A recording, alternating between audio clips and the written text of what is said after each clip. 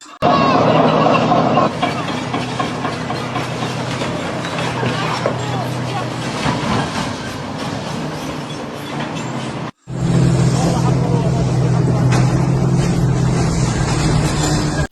هو اللي بيعمله ده حقه على فكره. ازاي بقى؟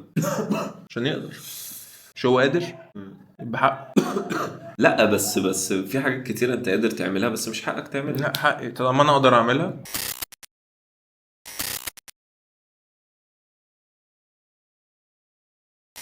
حق ما انت قادر تسرق. حق ازاي؟ عادي يعني مثلا انا واقف في نص الطريق العمومي، طريق سفر حلو. حلو، ومعايا 2 آلي ومعايا عربيتين نقل 4x4 حلو، ولقيتك جاي عليا ورحت موقف الطريق ورحت ضارب نار وموقفك وخدت كل الفلوس اللي معاك وخدت العربية وقتلتك ومشيت. ايوه حقي ان انا اقدر اعمل كده. ماشي بس انت ما تقدرش تعمل حاجة مش حق خلاص. بس اي حد يقدر يعمل كده. تقدر تعمل كده، اه طبعا. قلبك جايب ان انت تعمل كده. طبعا. محدش يقدر يعمل معاك حاجة ما حدش هاجر خلاص. اعمل كده. يبقى حقك طالما انت ما فيش حد هيقف قدامك يبقى حقك. بس خلي بالك، حط نفسك بعقليته، هو بني ادم، اللي حواليه كلهم دول حيوانات.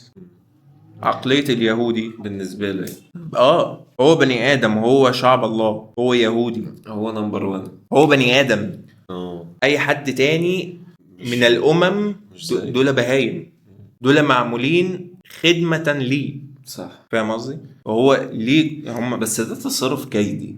ايوه يعني في كيد، ايوه والكيد ما بيطلعش من القوي. يعني دايما بيسموها ايه، كيد النسا. فاهم؟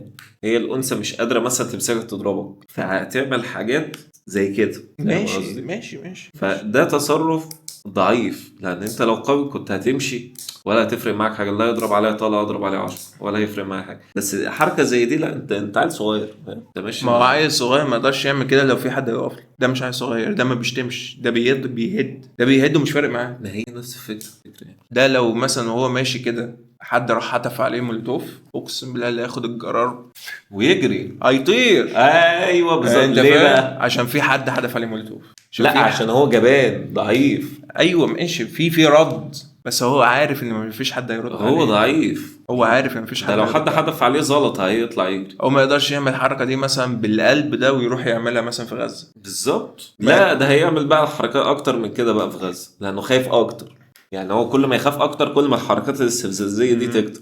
زي الحركه بتاعت محور فيلادلفيا لما في مدرعه مشيت ورفع علم اسرائيل. طب انا هتفرج على الفيديو ده هضحك. انت فاكر انت كده تستفزني؟ انت محروم مني.